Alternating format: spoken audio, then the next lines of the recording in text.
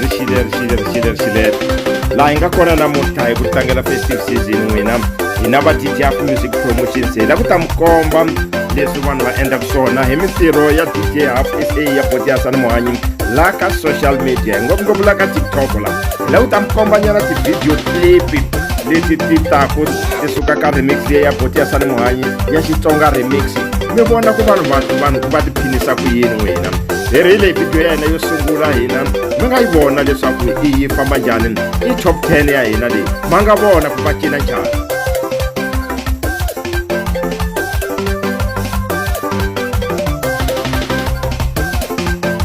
Loko ha tshamile hi vona van'wana va nghena va ku hayi mina yi nga ka yi nga phi leyi ngoma ya Boti Hasani Muhanyi remix leyi ya namba ya fayetela ndzi tshamile lava ni suka ni yima ma nga vona ku khinyaveza ka kona ma nga vona ku thawuza n'wina.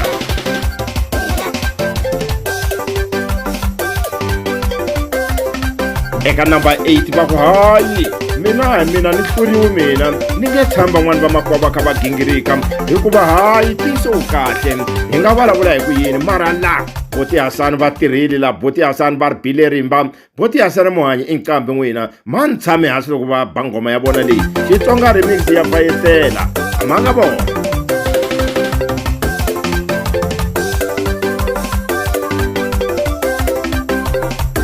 Hi lava Boti va hlamulaka va ku ndhawu ka hlungwane mi endla njhani Boti Hasani Muhanyi loko mi tela na ngoma leyi mara laha hi nga hleketangi nchumu ma swi vona ku mi ta hi dlayisa ku cina mo ka mi swi tiva ku na ti-high blood Boti ma nga vona ku va yi cina njhani Boti lava n'wina heyi a va namba.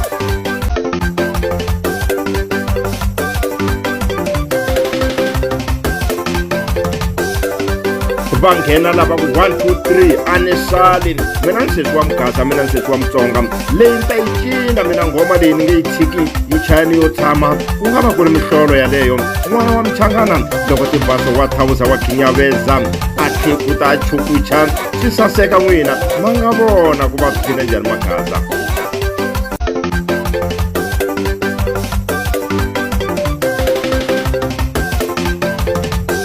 Va ku hayi vo a ni sali mina loko tibaso leyi ngoma ya le kaya n'wina i Boti Hasani Muhanyi n'wina lava hi nga ka hi nga va pfaleli handle ha cina la mina na nghena ni nga ka ni nga tshami ni hlalela ni ka ni swi tiva ku ni n'wana wa mutsonga ma nga vona tinyavezele leri n'wina ra xiyimo xe le henhla wa twa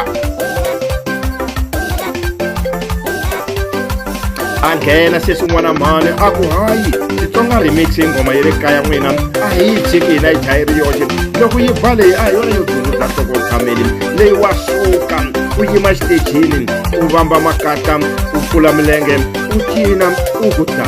u ku njhe.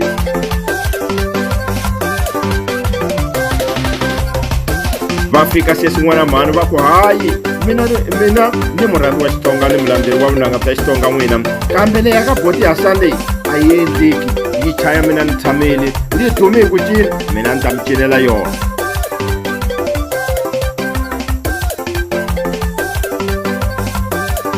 Hi leswi va fikile sesi n'wana mhani va ku vonani mina hayi ku hava xi nga ta ni chavisa mina ni n'wana wa mugasa leyi ngoma na yi nghena leyi hi makatla hi xisuti hi milenge ni la ku ta cina ku tsala ku youtube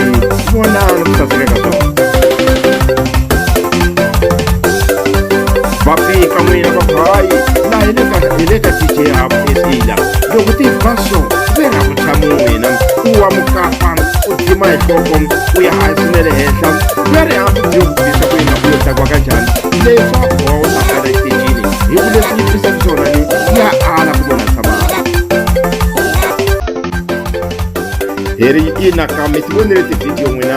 varhandzi na vaseketeri va vunanga bya Xitsonga hi leyi ngoma ya remix n'wina ya Boti Hasani Muhanyi yi nga ku hlupheni la ka TikTok n'wina hi ri teto ti-video hi ri n'wina mi ri yini ma nga khomeka hi twa kahle.